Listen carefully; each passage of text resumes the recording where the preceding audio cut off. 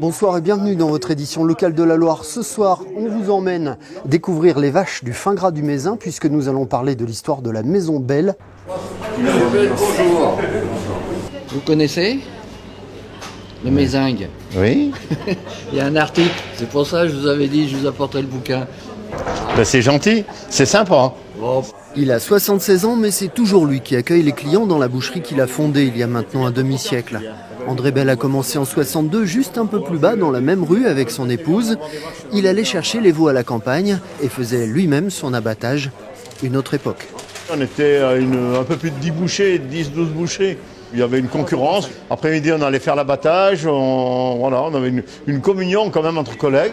Hein, et puis petit à petit, la société elle a changé. Il y a eu les grandes surfaces qui se sont installées. Certaines choses ne changent pas. Pour choisir ses bêtes, le patron n'hésite pas à retourner jusqu'à ses origines à 1300 mètres d'altitude au cœur du massif du Mézin. Il y retrouve des bêtes de concours et une qualité inégalée. C'est celle la mieux bouchère parce que c'est la plus qu'il y a de rendement. Les bêtes, elles mangent que du foin. Mange du foin avec une qualité d'herbe qui est exceptionnelle.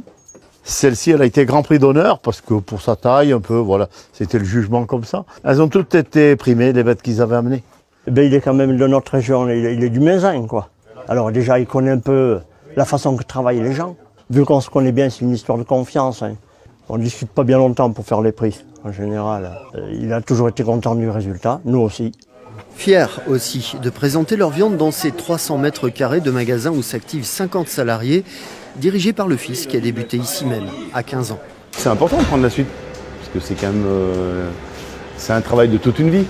On pense que c'est une institution. On a beaucoup formé, beaucoup transmis, on a eu plus de 300 apprentis, je crois. Avec mon père aussi qui transmet, qui a ses valeurs. C'est facile de travailler en famille comme ça, père, grand-père, fils? Ouais, en ce moment, enfin... Oui, non, ça va, il y a pire. Chacun amène un petit peu sa pierre à l'édifice, donc c'est comme ça qu'on avance un petit peu avec des générations différentes.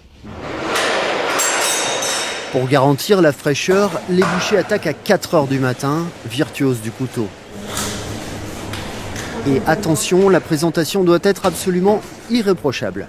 Là, on a tout le bœuf du Mézin, le veau. Je suis quelqu'un qui aime l'étalage parfait, avec le moins de fautes possible, quoi. Hein, Nicolas?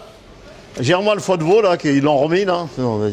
Il a toujours l'œil, il est toujours inquiet. Il est exigeant, mais il a raison.